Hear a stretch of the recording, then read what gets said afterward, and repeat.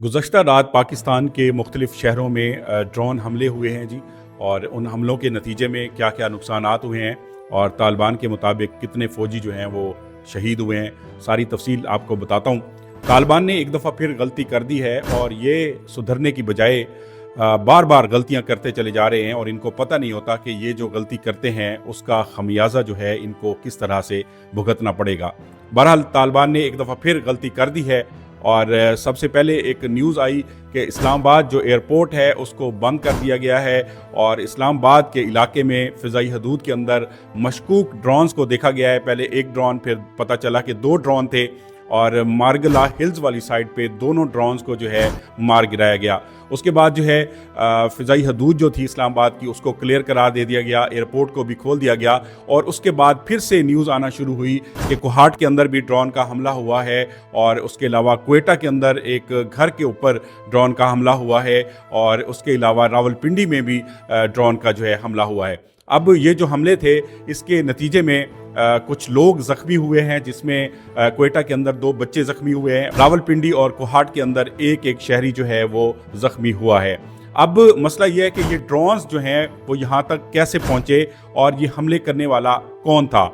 सबसे पहले तो मैं आपको बता दूं कि ये जो ड्रोन थे बड़े ही फारिग किस्म के ड्रोन थे और आम जैसे होते हैं ड्रोन वो वाले थे, तो इनको बड़ी आसानी के साथ सिक्योरिटी इदारों ने जो है मार गिराया और टारगेट पर पहुंचने से पहले ही इनको गिरा दिया गया। और इनका जब मलबा गिरा है, जो लोग ज़ख्मी हुए हैं तो इनका मलबा गिरने की वजह से ज़ख्मी हुए हैं। अब इन ड्रोन हमलों की जो जिम्मेदारी है वो अफगानिस्तान के जो तालिबान हैं उन्होंने कबूल कर ली है और उन्होंने कहा है कि ये हमले जो हैं वो हमने किए हैं। अब सोचने की बात यह है कि रावलपिंडी, इस्लामाबाद, ये इलाका जो है वो बहुत दूर है अफगानिस्तान से। काबुल से यहाँ तक ड्रोन नहीं आ सकते, तो पाकिस्तान के अंदर से ही ये ड्रोन चले हैं। अब उसकी तहकीकात हो रही हैं कि कौन से इलाके से ये ड्रोन आए थे और उनका जो मकसद था वो क्या था और इसमें पाकिस्तान के अंदर जो है वो कौन सी काली भेड़ें हैं जो कि अफगान तालिबान को सपोर्ट कर रही हैं, उनके साथ ये लोग जो हैं वो मिले हुए हैं। और जहाँ तक तालिबान ने ये दावा किया है कि इन ड्रोन हमलों के अंदर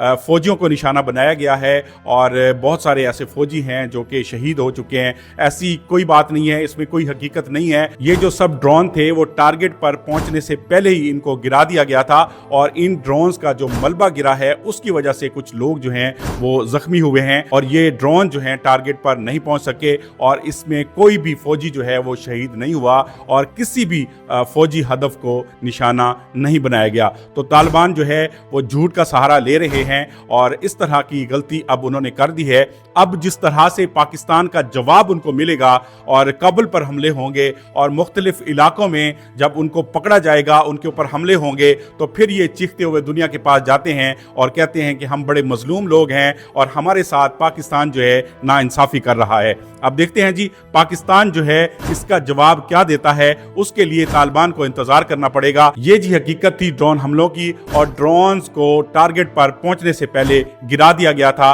और इसमें कोई भी फौजी जो है वो शहीद या जख्मी नहीं हुआ।